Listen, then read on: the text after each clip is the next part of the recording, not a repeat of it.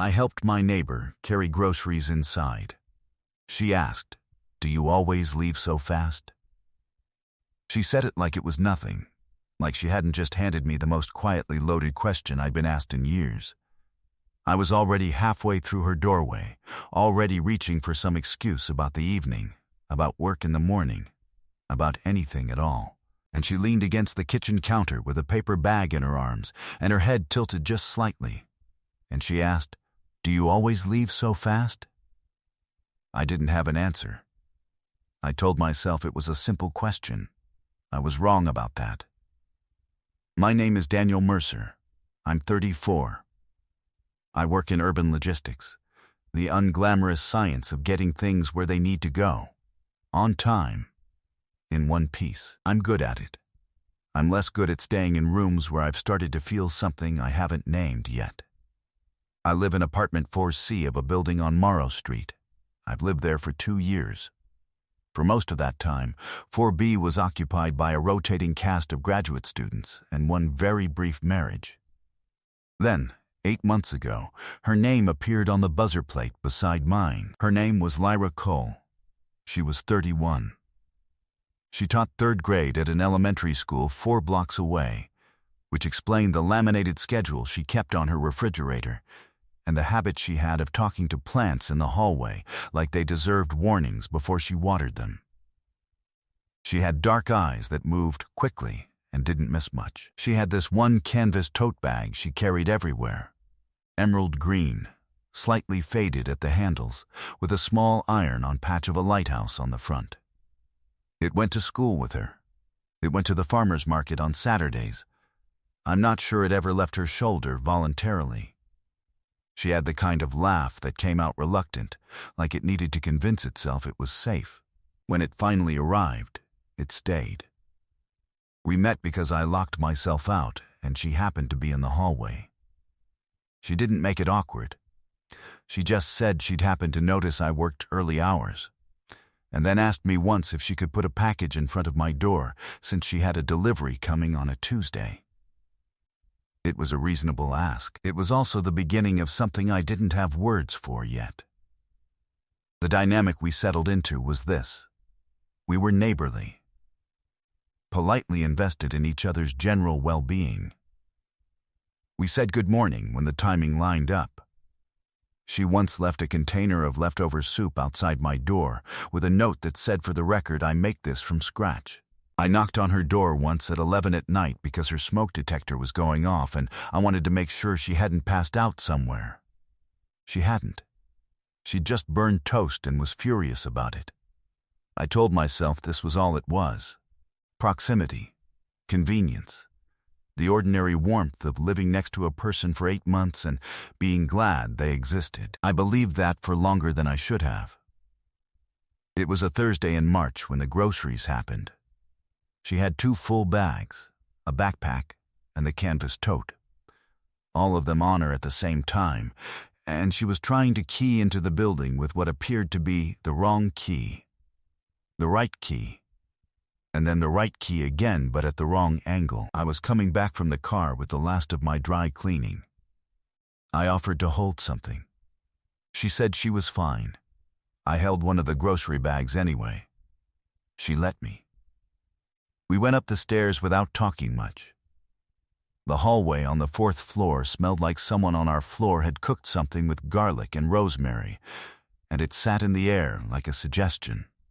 She opened her door and I followed her in with the bag, set it on the counter near the other one, and that should have been the end of it. She started unpacking without looking at me. I noticed the lighthouse tote was on the hook by the door instead of on her shoulder, which meant she'd come straight home, which meant this was a tired Thursday, not an errand Thursday. I noticed this the way I noticed most things about her, not on purpose, just helplessly. I said something about heading back, something about the dry cleaning and an early morning. I was already turning for the door. That's when she said it. "Do you always leave so fast?" She wasn't accusing me of anything. Her voice was even. She was looking at a carton of eggs she'd set on the counter. Not at me, but her fingers had gone still around it. Not dramatically, just still. I stopped. I said, I didn't want to be in the way. She set the eggs down. She looked at me then, and I want to be precise about this because the specifics matter. She looked at me the way you look at something you've already decided about, but haven't said out loud yet. She said, "You're not in the way." 3 words. Completely reasonable. Completely innocent. On the surface, I registered them in my chest before my brain caught up. I stayed. She made tea. I sat on the kitchen counter while she unpacked the rest of the groceries and told me about a parent who'd emailed her twice about their child's handwriting, as though she were personally responsible for the genetic inheritance of fine motor skills. I laughed. She laughed. The reluctant kind. The kind that needed to be convinced. It arrived and stayed. It was a Tuesday the following week when I heard her through the wall. My apartment and hers shared a wall between the kitchen and the living room. In 2 years, I'd heard the occasional raised volume of a phone call, a few movies that ran late, once a very dramatic argument with someone I never saw. I'd never eavesdropped on purpose. I wasn't eavesdropping this time either. I was sitting at my kitchen table with a report and a cup of coffee, and the walls on Morrow Street are not especially thick. She was on the phone. Her voice was animated, warmer than the voice she used in the hallway, which told me it was someone she trusted.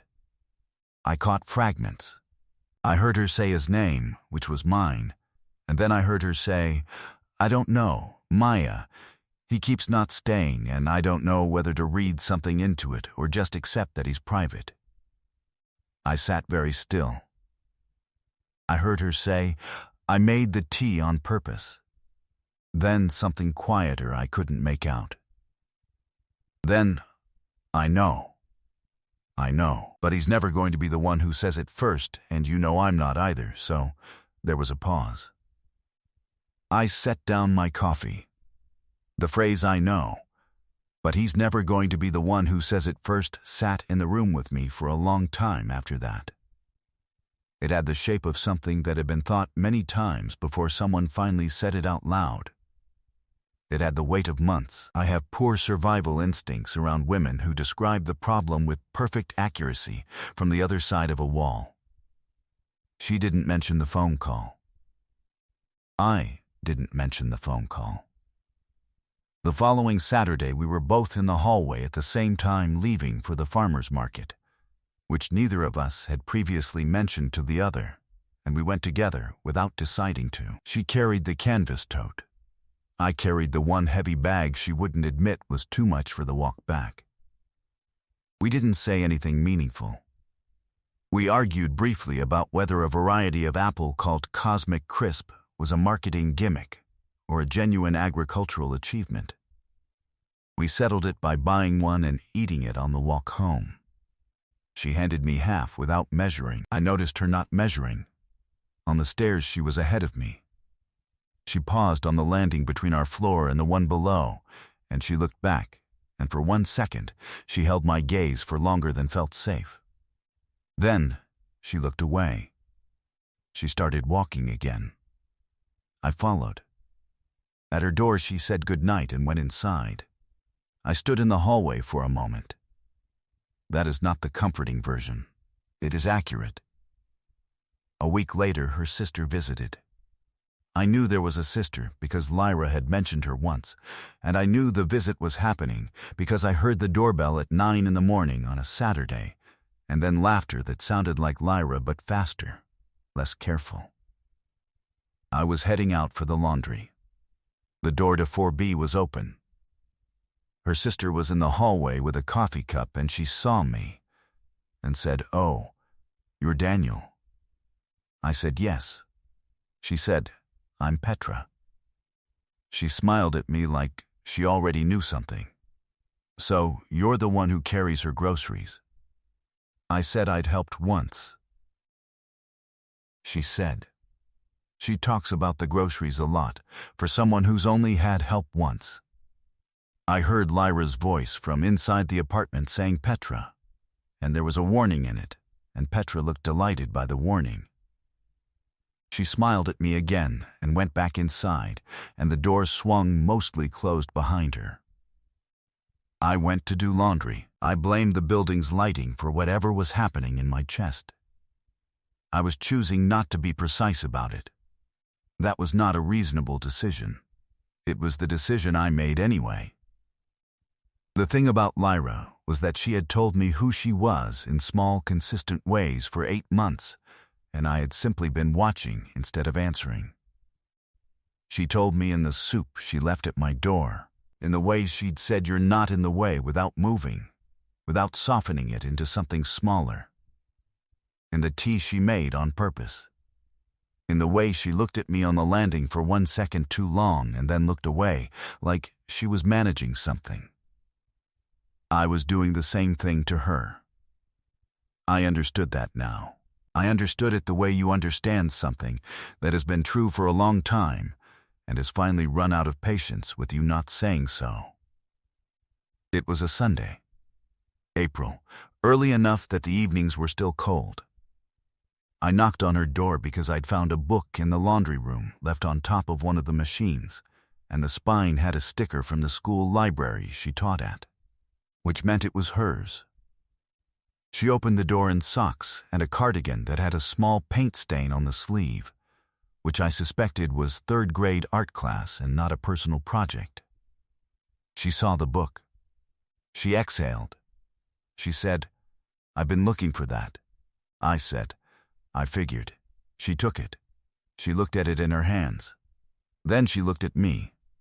She said, "Do you want to come in?" I said yes. She stepped aside. I went in. We sat on opposite ends of her sofa, with a television on, but neither of us watching it. She had the book in her lap with her fingers resting on the cover, not opening it. The canvas tote was on the chair in the corner like a quiet witness. Outside the window, the street was doing its evening sounds. A bus. Voices of floor below, the particular quality of a Sunday ending. She said, "I changed your name in my contacts once." I looked at her. She didn't look at me. She was looking at the book.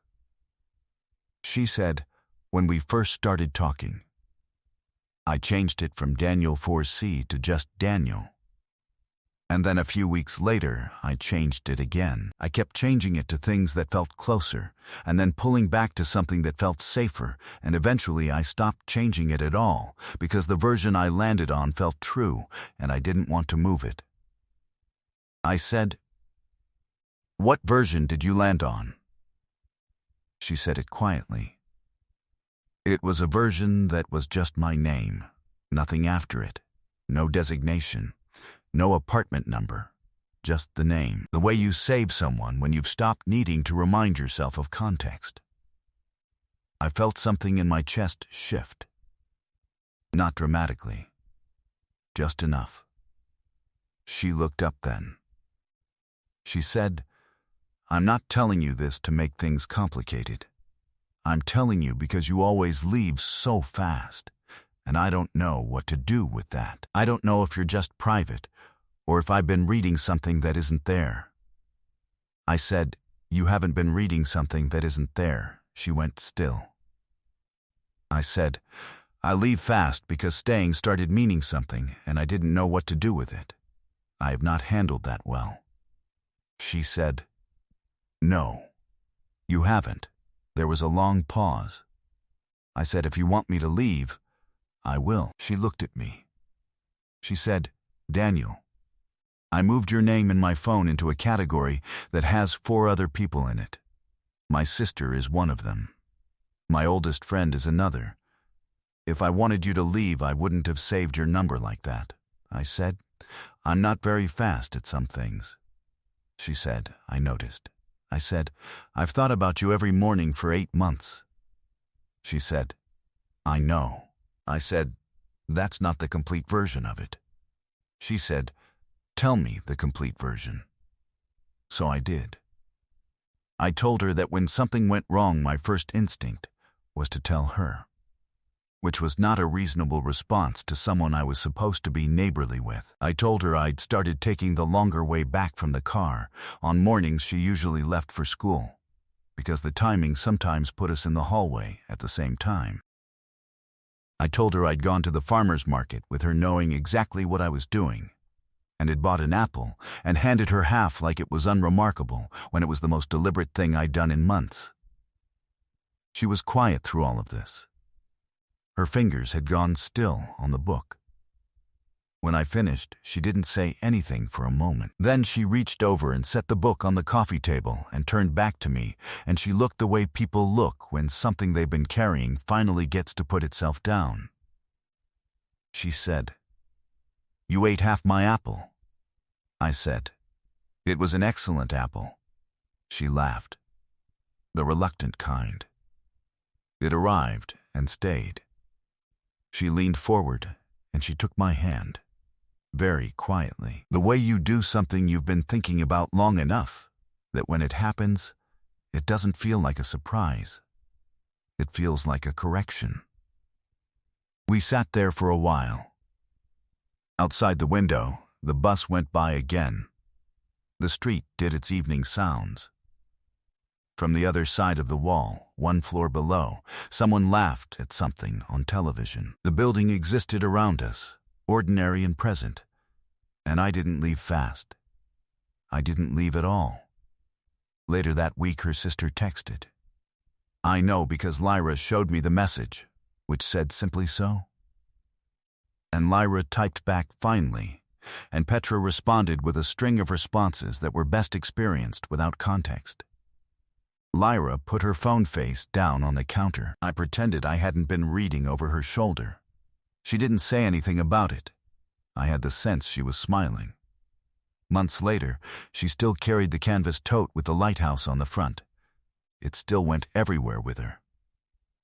I'd stopped finding this observation incidental and started finding it just true, the way you stop cataloging things about a person and start simply knowing them. One evening in October, she came home with the tote and 4 paper bags and her backpack and the expression of someone who had attempted too many things at once and would absolutely do it again tomorrow. I was coming down the hallway. I said, "Let me take something." She said she was fine. I took 2 bags anyway. She let me. At her door, I handed them back. I said I should probably head in, and then stopped myself. She was already looking at me. She tilted her head just slightly. She didn't say anything. She didn't need to. I came inside. Years later, when people asked how it started, she told the story about the groceries. She told it accurately and without sentimentality, which is the only way she told most things, and she always ended it with the question she'd asked in the doorway. "Do you always leave so fast?"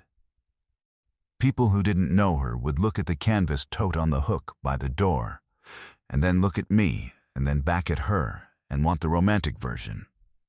She would smile and say that is the romantic version. She was right. It was. I told my part differently. I said it started before the groceries.